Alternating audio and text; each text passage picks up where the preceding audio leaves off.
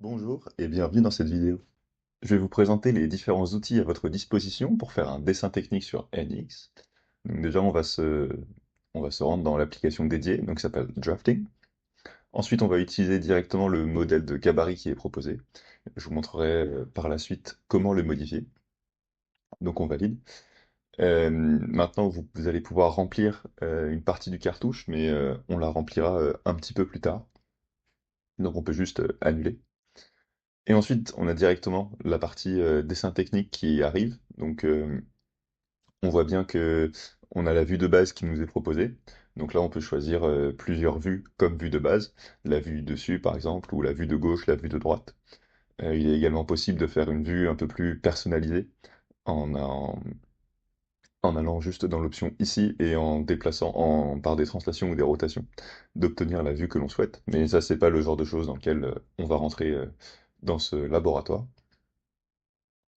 Donc ensuite, on peut aussi modifier l'échelle du dessin.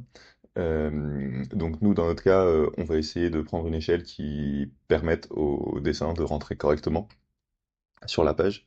Donc pour ce faire, on va choisir une échelle 1,5. Donc on place notre dessin, et une fois que notre dessin est placé, on va avoir directement les vues projetées qui sont disponibles. Euh, donc bah, pour ce faire, on peut projeter les vues. On voit que les vues évoluent en fonction de là où on déplace la souris. Donc nous, on voit qu'on a besoin d'une vue de dessous. Donc on va venir la placer juste en dessous. Enfin, on a également des vues détaillées qui sont disponibles. Donc les vues détaillées, bah, ça permet de faire un agrandissement sur une section du dessin, sur une partie du dessin, pardon. Et bah, justement, après, on peut avoir plus de précision dans cet agrandissement. Et on peut aussi choisir indépendamment son échelle, donc bah, ce qui permet d'avoir justement un grossissement. Et enfin, en dernier point, il y a les sections. Donc, soit la section droite, celle qu'on va utiliser, soit la section un peu personnalisée, où on peut faire une section un peu plus originale, mais celle-ci ne sera pas utilisée. Donc, nous, on voit qu'on a besoin de faire une section à droite, la section AA. Donc, on voit que les flèches pointent vers la gauche. Donc, nous, ce qu'on va essayer de faire, c'est de faire la même chose. Donc, maintenant, on peut voir ici qu'on a des flèches qui pointent bien vers la gauche. Donc, aussi, on voit qu'on a le repère qui peut nous gêner lors de la conception du dessin. Donc bah, on va juste venir le cacher, et ça peut être le cas aussi pour d'autres plans, courbes ou autres éléments qui peuvent être sur votre dessin. Bah, vous pouvez cacher à gauche, enfin dans l'arborescence, l'ensemble des éléments qui ne sont pas du 3D, ce qui facilitera beaucoup vos cotations pour le dessin. Donc pour tout ce qui va être dimension, on va avoir plusieurs choix. Généralement, on peut cliquer la fonction rapide pour avoir des choses qui marchent assez bien. Mais typiquement, si on vient cliquer sur deux droites parallèles, on pourra avoir la distance entre deux points qui est donnée, entre ces deux droites, pardon, qui est donnée. Si on clique sur un arc de cercle, ben, on va avoir le rayon de cet arc de cercle. Donc ça marche généralement assez bien.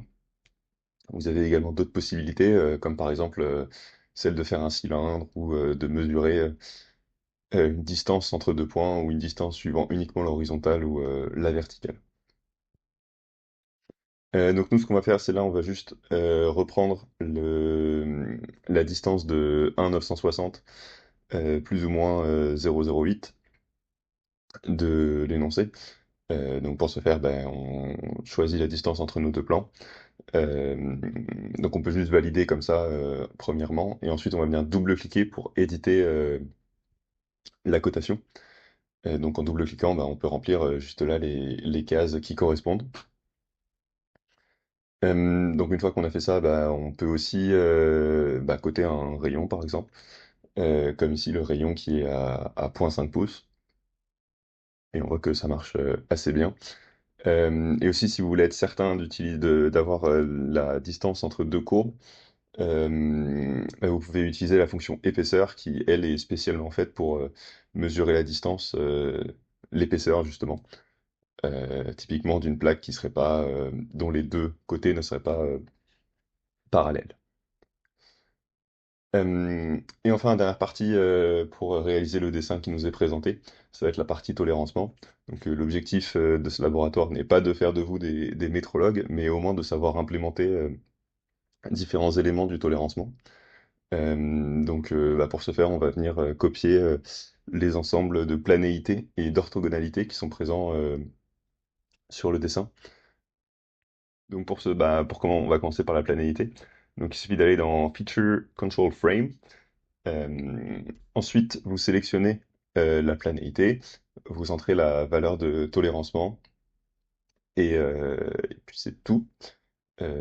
S'il faut également ajouter la flèche qui correspond. Donc pour ça, vous allez juste ici dans ce menu et vous cliquez sur l'endroit où vous souhaitez que la flèche aille. Également pour ajouter une surface de contrôle, mais là ça va se faire dans le même menu. On va aller dans Datum Feature Control, Feature Symbol, euh, on va faire la même chose. Donc la première surface, on la nomme A, donc on l'a nommée A. Et ensuite pour l'orthogonalité, on va venir faire pareil. On va utiliser le Feature Control Frame. Mais cette fois-ci, on va pas le relier. Donc on va choisir une perpendicularité. On a une tolérancement au maximum de matière. Donc on rentre la distance du tolérancement et également le M qui indique que c'est un maximum de matière. Et on relie ça à notre datum A. Comme ça, on est sûr que la personne derrière qui va travailler, elle va se baser sur le A, sur la surface A, pour pouvoir déduire l'orthogonalité, pardon.